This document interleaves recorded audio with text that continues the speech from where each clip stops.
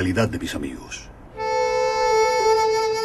Pero mi corazón ardía en deseos de salir al encuentro de Jesús. Marta, con su finísimo instinto, me sugirió que lo dejara todo y que fuera en busca del maestro, quien se encontraba en el jardín de Simón, el hombre más rico e importante de Betania, desde la muerte del padre de Lázaro, en cuya casa iba a ofrecer una cena a Jesús de Nazaret. Yo sabía muy bien que en aquella cena iba a producirse un acontecimiento especial. Lo que no podía imaginar entonces era la gravísima repercusión que entrañaría para el maestro. No tuve el menor problema para cruzar ante los hombres del Galileo, rumbo a la casa de Simón.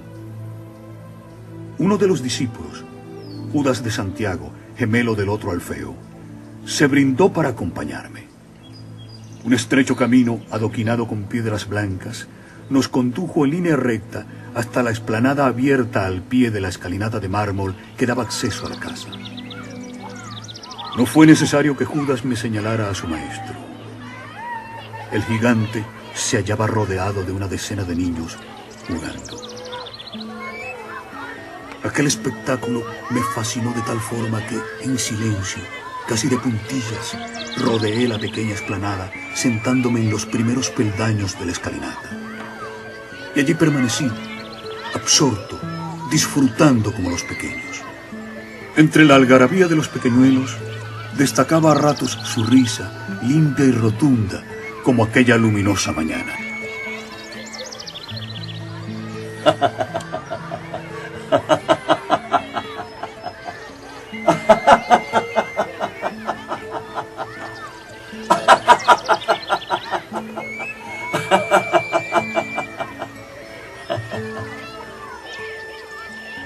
En verdad, lo que más me emocionó fue comprobar cómo aquel hombre, hecho y derecho, capaz de desafiar a los sumos sacerdotes o de resucitar a los muertos, saltaba, corría o caía por los suelos, entregado por completo a las exigencias de aquella gente menuda.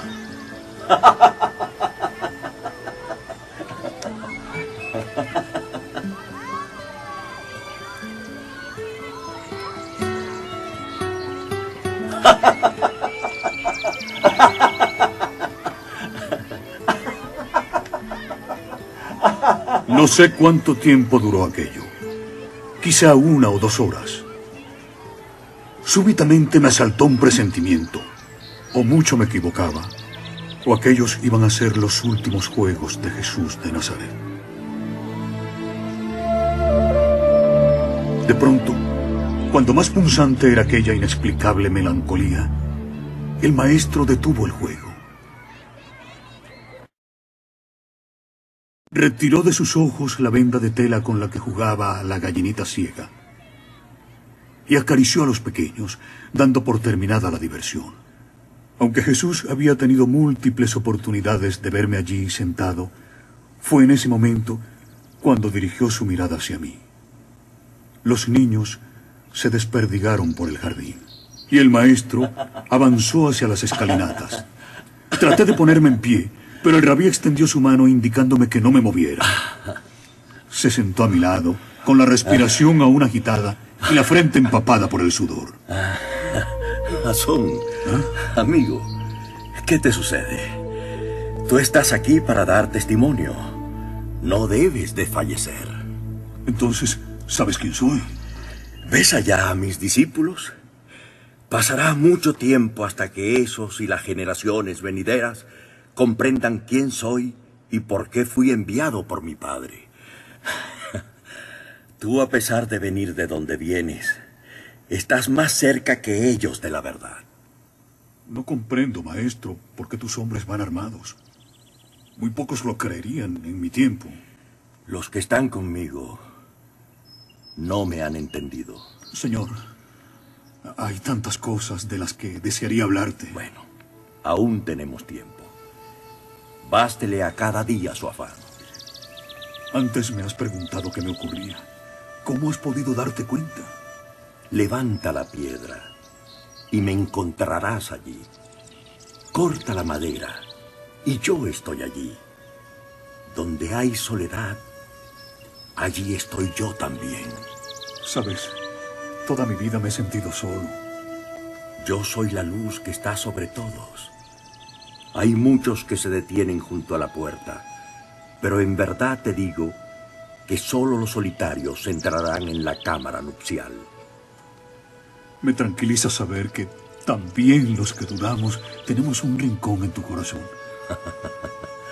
El mundo no es digno de aquel que se encuentra a sí mismo.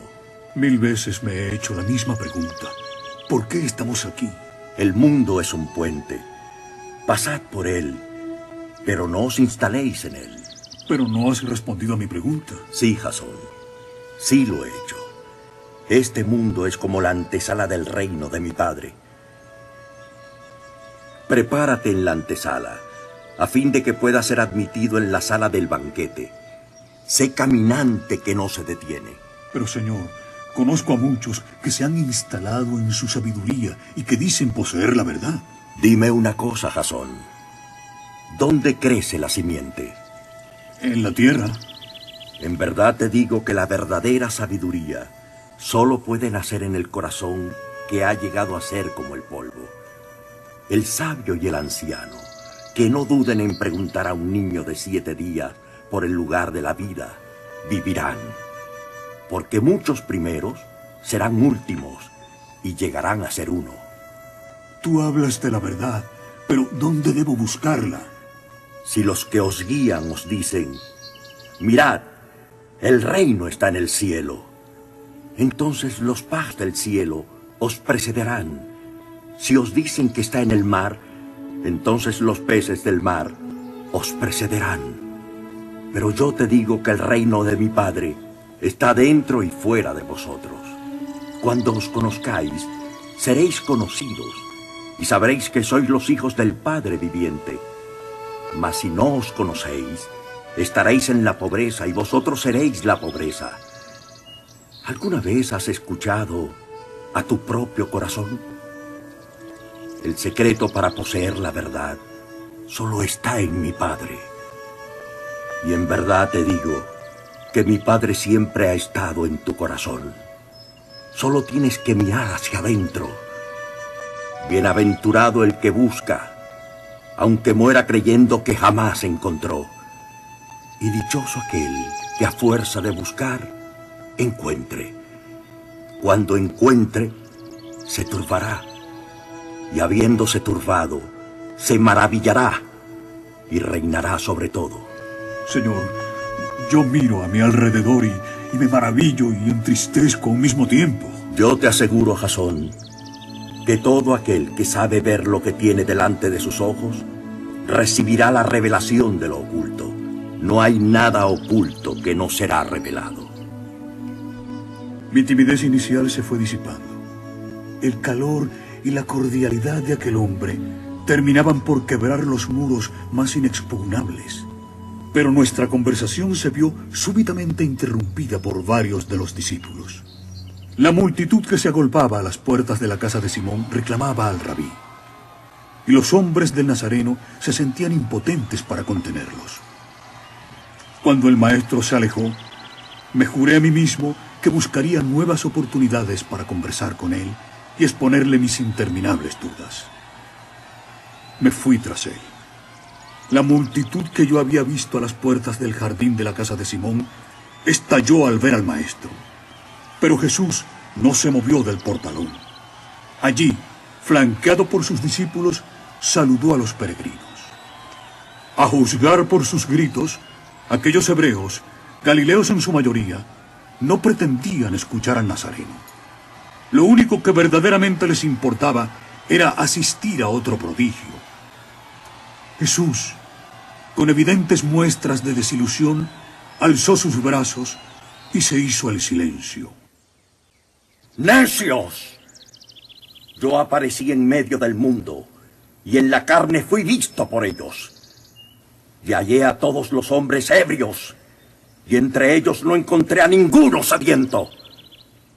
Mi espíritu se dolió por los hijos de los hombres, porque son ciegos de corazón y no ven.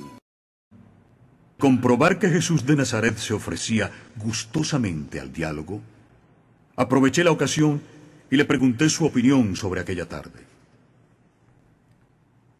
He estado en medio del mundo y me he revelado a ellos en la carne. Les he encontrado a todos borrachos. No he encontrado a ninguno sediento. Mi alma sufre por los hijos de los hombres, porque están ciegos en su corazón. No ven que han venido vacíos al mundo e intentan salir vacíos del mundo. Ahora están borrachos. Cuando vomiten su vino se arrepentirán. Esas palabras son muy duras, tan duras como las que pronunciaste sobre el olivete a la vista de Jerusalén. Tal vez los hombres piensan que he venido a traer la paz al mundo. No saben que estoy aquí para echar en la tierra división, fuego, espada y guerra. Pues habrá 5 en una casa, 3 contra 2 y 2 contra 3. El padre contra el hijo y el hijo contra el padre. Y ellos estarán solos. Muchos en mi mundo podrían asociar esas frases tuyas sobre el fin de Jerusalén como el fin de los tiempos. ¿Qué dices a eso? Las generaciones futuras comprenderán que la vuelta del Hijo del Hombre no llegará de la mano del guerrero. Ese día será inolvidable. Después de la gran tribulación, como no la hubo desde el principio del mundo, mi estandarte será visto en los cielos de todas las tribus de la tierra. Esa será mi verdadera y definitiva vuelta. Sobre las nubes del cielo, como el relámpago que sale por el oriente y brilla hasta el occidente. ¿Qué será la gran tribulación? Vosotros podréis llamarlo un parto de toda la humanidad. Al menos dinos cuándo tendrá lugar. De aquel día y de aquella hora, nadie sabe. Ni los ángeles ni el Hijo. Solo el Padre. Únicamente puedo decirte que será tan inesperado que a muchos les pillará en mitad de su ceguera e iniquidad. Mi mundo del que vengo se distingue precisamente por la confusión y la injusticia. Tu mundo no es mejor ni peor que este. A ambos solo les falta el principio que rige el universo. El amor.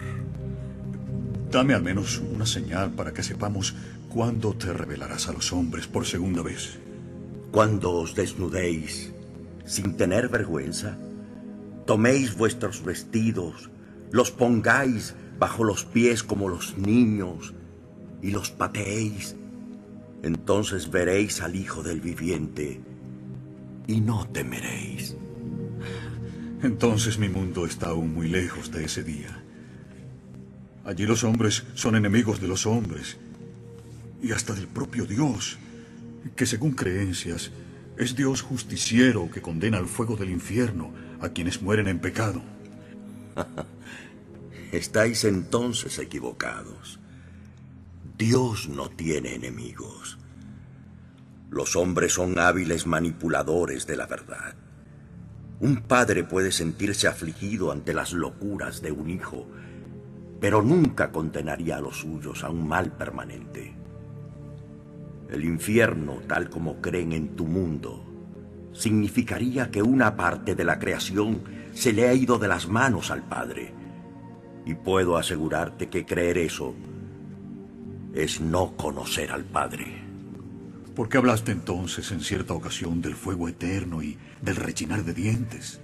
Si hablando en parábolas no me comprendéis, ¿cómo puedo enseñaros entonces los misterios del reino? En verdad os digo que aquel que apueste fuerte y se equivoque, sentirá como rechinan sus dientes. ¿Es que la vida es una apuesta? Tú lo has dicho, Jasón. Una apuesta por el amor. Es el único bien en juego desde que se nace. ¿Qué te preocupa? Según esto, ¿qué podemos pensar de los que nunca han amado? No hay tales. ¿Qué me dices de los sanguinarios, de los tiranos? También esos aman a su manera. Cuando pasen al otro lado, recibirán un buen susto. No entiendo. Se darán cuenta que, al dejar este mundo, nadie les preguntará por sus crímenes, riquezas, poder o belleza. Ellos mismos, y solo ellos, caerán en la cuenta de que la única medida válida en el otro lado es la del amor. Si no has amado aquí en tu tiempo, tú solo te sentirás responsable. ¿Y qué ocurrirá con los que no hemos sabido amar? Querrás decir con los que no habéis querido amar. Esos, amigo, serán los grandes estafados y, en consecuencia, los últimos en el reino de mi Padre. Entonces tu Dios es un Dios de amor. Tú eres Dios. Yo, Señor. En verdad te digo que todos los nacidos llevan el sello de la divinidad. Pero no has respondido a mi pregunta. ¿Es Dios un Dios de amor? De no ser así, no sería Dios. En ese caso, ¿debemos excluir de su mente cualquier tipo de castigo o premio? Es nuestra propia injusticia la que se revela contra nosotros mismos. Empiezo a intuir, maestro, que tu misión es muy simple. ¿Me equivoco si te digo que todo tu trabajo consiste en dejar un mensaje? No podías resumirlo mejor. Tú sabes que mi corazón es duro. ¿Podrías repetirme ese mensaje? Dile a tu mundo que el Hijo del Hombre solo ha venido para transmitir la voluntad del Padre. Que sois sus hijos. Eso ya lo sabemos. ¿Estás seguro? Dime, Jasón, ¿qué significa para ti ser hijo de Dios? Maestro, Yo te lo diré. Haber sido creado por el Padre supone la máxima manifestación de amor. Se os ha dado todo, sin pedir nada a cambio. Yo he recibido el encargo de recordároslo. Ese es mi mensaje. Entonces, hagamos lo que hagamos, ¿estamos condenados a ser felices? Es cuestión de tiempo. El necesario para que el mundo entienda y ponga en práctica que el único medio para ello es el amor. Si tu presencia en el mundo obedece a una razón tan elemental como la de depositar un mensaje para toda la humanidad, ¿no crees que tu iglesia está de más? ¿Mi iglesia? Yo no he tenido ni tengo la menor intención de fundar una iglesia tal y como tú pareces entenderla. Pero tú has dicho que la palabra del Padre deberá ser extendida hasta los confines de la tierra. Y en verdad te digo que así será. Pero eso no implica condicionar o doblegar mi mensaje a la voluntad del poder o de las leyes humanas. No es posible que un hombre monte 2 caballos, ni que tense 2 arcos. Y no es posible que un criado sirva a 2 señores. Él honrará a uno y ofenderá al otro. Nadie que bebe vino viejo desea al momento beber vino nuevo. No se vierte vino nuevo en odres viejos para que no se rasguen, ni se trasvasa vino viejo a odres nuevos para que no se estropee, ni se cose un remiendo viejo a un vestido nuevo porque se haría un rasgón. De la misma forma te digo, mi mensaje solo necesita de corazones sinceros que lo transmitan, no de palacios o falsas dignidades y púrpuras que lo cobijen. Tú sabes que no será así. Ay, de los que antepongan su permanencia a mi voluntad. ¿Y cuál es tu voluntad? Que los hombres se amen como yo los he amado. Eso es todo. Tienes razón. Para eso no hace falta montar nuevas burocracias, ni códigos, ni jefaturas. Sin embargo, muchos de los hombres de mi mundo desearíamos hacerte una pregunta. ¿Podríamos llegar a Dios sin pasar por la iglesia? ¿Es que tú necesitas de esa iglesia para asomarte a tu corazón? Mucho antes de que existiera la tribu de Leví, hermano Jasón, mucho antes de que el hombre fuera capaz de erguirse sobre sí mismo, mi padre había sembrado la belleza y la sabiduría en la tierra. ¿Quién es antes, por tanto? ¿Dios o esa iglesia? Muchos sacerdotes de mi mundo consideran a esa iglesia como santa. Santo es mi Padre. Santos seréis vosotros el día que améis. Entonces, y te ruego que me perdones por lo que voy a decirte, esa iglesia está de sobra. El amor no necesita de templos o legiones. Un hombre saca el bien o el mal de su propio corazón.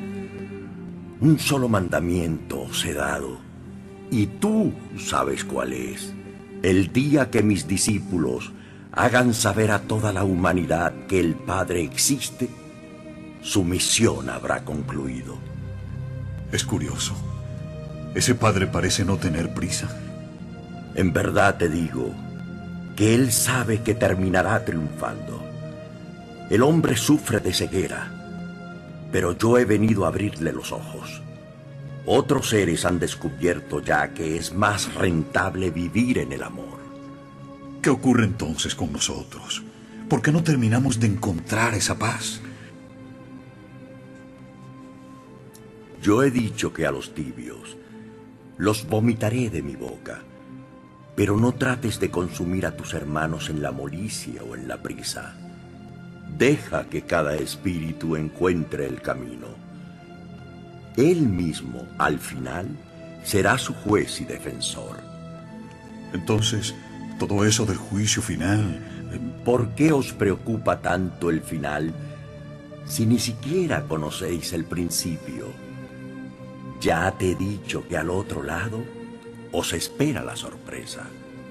Tengo la impresión de que tú resultarías excesivamente liberal para las iglesias de mi mundo.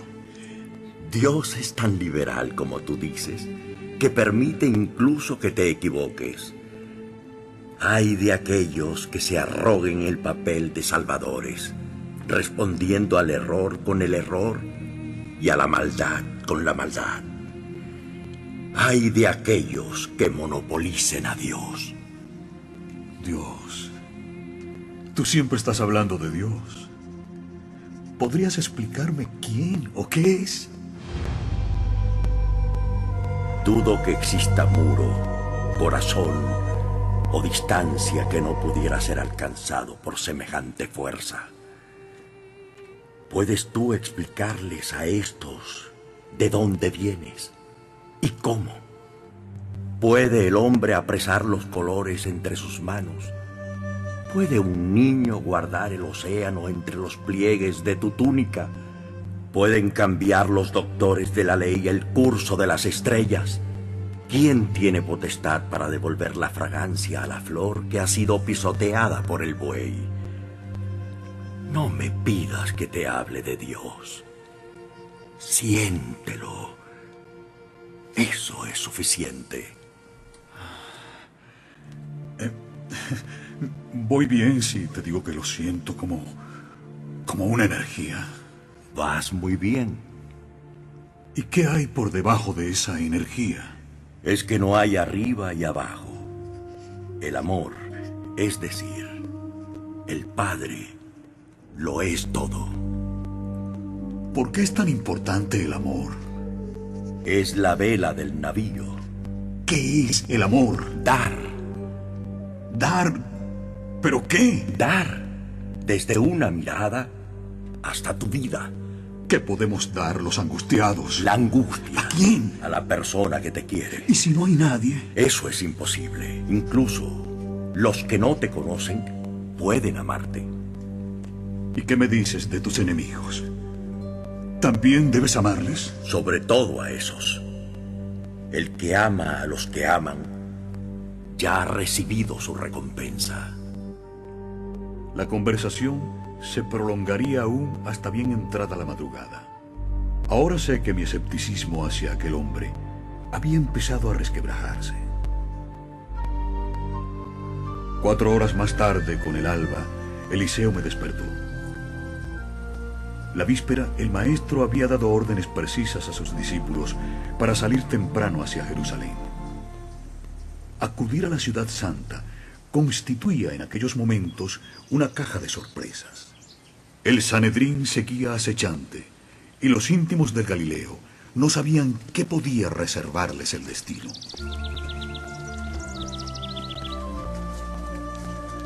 Hacia las 8 de la mañana nos pusimos en camino. Jesús, como siempre, marchaba a la cabeza. Muy cerrada ya la noche, el gigante y Marcos irrumpieron en el campamento. Jesús saludó a sus amigos, sentándose junto al fuego, tal y como tenía por costumbre. Pero la acogida no fue muy calurosa. Aquellos hombres estaban demasiado asustados y confusos. En vista de que aquellas últimas horas no estaban resultando tan íntimas y familiares como deseaba el maestro, tomando la palabra, les dijo: No debéis permitir que las grandes muchedumbres os engañen. Muy pocos permiten que la palabra de la verdad les golpee fuerte en su corazón, echando raíces de vida. Cuando los dirigentes de los judíos lleguen a un acuerdo para destruir al Hijo del Hombre, y cuando tomen una única consigna, entonces veréis a esas multitudes cómo escapan consternadas o se apartan a un lado en silencio. Entonces, cuando la adversidad y la persecución desciendan sobre vosotros, llegaréis a ver cómo otros, que pensabais que aman la verdad, os abandonan y renuncian al Evangelio. Habéis descansado hoy como preparación para estos tiempos que se avecinan. Vigilad, por tanto, y rogad para que, por la mañana, podáis estar fortalecidos para lo que se avecina. Id a dormir, hermanos míos, y conservad la paz para que nos levantemos mañana. Un día más para hacer la voluntad del Padre y experimentar la alegría de saber que somos sus hijos. 6 de abril, jueves. Avanzada la medianoche, uno a uno, los discípulos fueron levantándose y abandonando el fuego. Pronto me quedé solo frente al maestro y con la fogata como único testigo, casi mudo, de la que iba a ser mi tercera y última conversación con Jesús. Sus brazos descansaban sobre las piernas, cruzadas una sobre otra. El nazareno había abierto sus manos, recogiendo el calor sobre las palmas. Tenía la cabeza ligeramente inclinada hacia adelante, y sus cabellos y rostro se iluminaban y apagaban, a capricho del jugueteo de las llamas. Su expresión acogedora y apacible durante toda la noche se había vuelto grave. De pronto, el corazón me dio un vuelco. Brillante, tímida y sin prisas, una lágrima había hecho aparición en su mejilla derecha. Era la segunda vez que veía llorar a aquel extraño hombre. No respiré siquiera, conmovido e intrigado por aquel sereno y súbito llanto del Galileo. Jasón, ¿no duermes? ¿Sabes de la dureza de las próximas horas? Deberías descansar como todos los demás. Maestro, ¿por qué un hombre como tú necesita de la oración? El hombre, mientras padece su condición de mortal, busca y necesita respuestas. Y en verdad te digo que esa sed de verdad solo puede aplacarla mi Padre. Ni el poder, ni la fama, ni siquiera la sabiduría conducen al hombre al verdadero contacto con el reino del Espíritu. Es por la oración como el humano trata de acercarse al infinito. Mi espíritu empieza a estar afligido y yo también necesito del consuelo de mi Padre. ¿Es que la verdadera sabiduría está en el reino de tu Padre? Mi Padre es la sabiduría. Entonces, si yo rezo, ¿puedo saciar mi curiosidad e iluminar mi espíritu? siempre que esa oración nazca realmente de tu espíritu. Ninguna súplica recibe respuesta, a no ser que proceda del espíritu. En verdad te digo que el hombre se equivoca cuando intenta canalizar su oración y sus peticiones hacia el beneficio material propio o ajeno. Esa comunicación con el reino divino de los seres de mi Padre solo obtiene cumplida respuesta cuando obedece a una ansia de conocimiento o consuelo espirituales. Lo demás, las necesidades materiales que tanto os preocupan, no son consecuencia de la oración, sino del amor de mi Padre. ¿Por eso has insistido tanto en aquello de buscar el reino de Dios y su justicia? Sí, Jasón. El resto siempre se os da por añadidura. ¿Y cómo debemos pedir? Como si ya se os hubiera concedido. Recuerda que la fe es el verdadero soporte de esa súplica espiritual. Pero no siempre es así. Cuando las oraciones provienen en verdad del espíritu humano, a veces son tan profundas que no pueden recibir contestación hasta que el alma entra en el reino de mi Padre. Si el hombre no ha alcanzado el grado espiritual necesario y aconsejable para asimilar el conocimiento emanado del reino, deberá esperar en este mundo o en otros hasta que esa evolución le permita reconocer y comprender las respuestas que aparentemente no recibió en el momento de la petición. El silencio no significa olvido.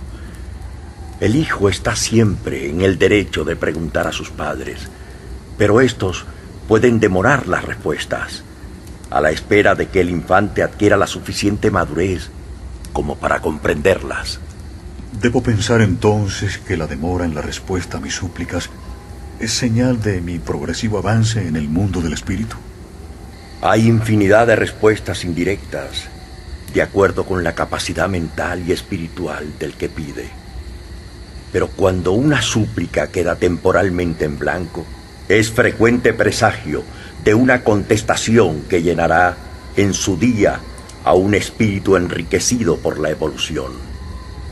¿Por qué resulta todo esto tan complejo? No, querido amigo. El amor no es complicado. Es vuestra natural ignorancia la que os precipita a la oscuridad, o la que os inclina a una permanente justificación de vuestros errores.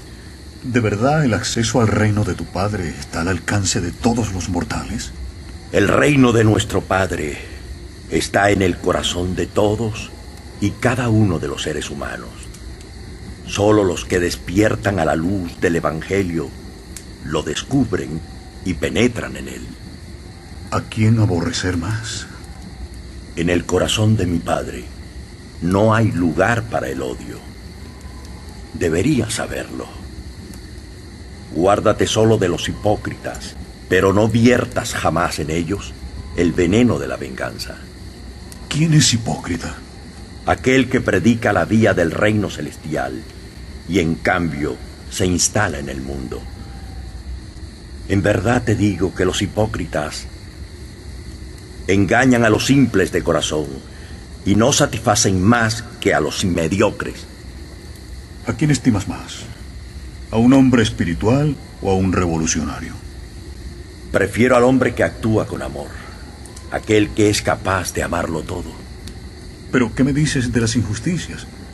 ¿También debemos aprender a amar a los que nos humillan o tiranizan? Cuando llegue el caso, pide explicaciones a tu hermano, pero nunca le odies. El mayor error de tu mundo es su falta de generosidad. El que conoce y practica el amor no suele tener necesidad de perdonar. Siempre está dispuesto a comprenderlo todo. La humanidad a veces se emborracha y embota con sus propios hallazgos y triunfos, olvidando que su auténtico estado natural reside en la serenidad de su espíritu. El día que despierte de tan pesado letargo, volverá sus ojos al sendero del amor, el único que conduce a la verdadera sabiduría. El cansancio empezaba a apoderarse de ambos. y de mutuo acuerdo decidimos descansar las escasas horas que restaban ya para el alba. Hacia las 10:30, el grupo completo, integrado por unas 50 personas, comenzó a ascender por la ladera del Olivete. Yo, algo rezagado, advertí a Eliseo de la dirección que seguía el grupo, en previsión de cualquier aproximación a la zona de seguridad del módulo. Al llegar a la cima del monte, el nazareno rogó a sus amigos que tomaran asiento y que escucharan sus palabras. No es incompatible ser hijo del reino espiritual y ciudadano del gobierno secular y civil. Es deber del creyente dar al César lo que es del César y a Dios lo que es de Dios. No debéis rendir culto espiritual a los gobernantes de la tierra, ni tampoco debéis emplear la fuerza física de los gobiernos terrenales. Ser hijos del reino, desde el punto de vista de una civilización avanzada, debe convertiros en ciudadanos ideales en los reinos terrenales. La hermandad y el servicio, no lo olvidéis, son las piedras angulares del Evangelio. La llamada del amor, del reino espiritual, debe probar que es efectiva a la hora de destruir el instinto del odio entre los ciudadanos no creyentes y guerreros del mundo terreno. Desplegad sabiduría, mostrad sagacidad en vuestros tratos con los dirigentes civiles no creyentes. Sed siempre sabios como las serpientes y tan inofensivos como las palomas. Seréis mejores ciudadanos si sabéis iluminar vuestro espíritu con la verdad del Evangelio. El verdadero objetivo de vuestros corazones, proclamar el Evangelio, porque el Evangelio es una verdad viviente, una revelación viva, y es mi deseo que lleve frutos apropiados a cada individuo y a cada generación de acuerdo con las leyes del crecimiento espiritual. Recordad siempre, amaros el uno al otro. No luchéis con los hombres, ni siquiera con los no creyentes. Mostrad misericordia, incluso con los que despreciativamente abusen de vosotros. Y yo os aseguro que mi espíritu estará sobre vosotros, ahora y siempre, hasta el final del mundo. Jesús dio por finalizada su alocución.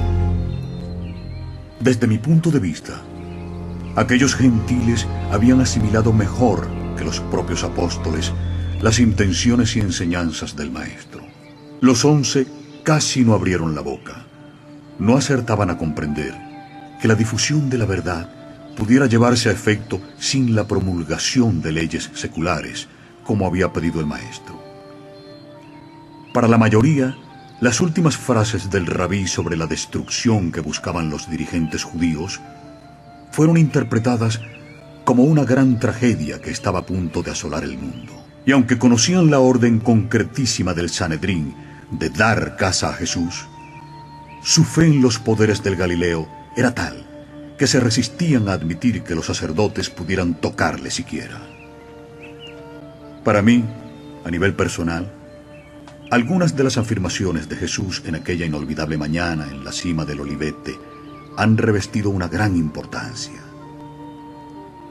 La persistente predicación de este Evangelio llevará algún día a las naciones a una nueva e increíble liberación. ¿Cuánto he ansiado ver cumplida tal afirmación? Si Jesús fue capaz de pronosticar 40 años antes la total destrucción de Jerusalén por las legiones de Tito, ¿por qué iba a equivocarse en aquella otra profecía? Pero mi misión no era enjuiciar, sino observar y dar testimonio. Ruego a quien pueda leer este diario me disculpe.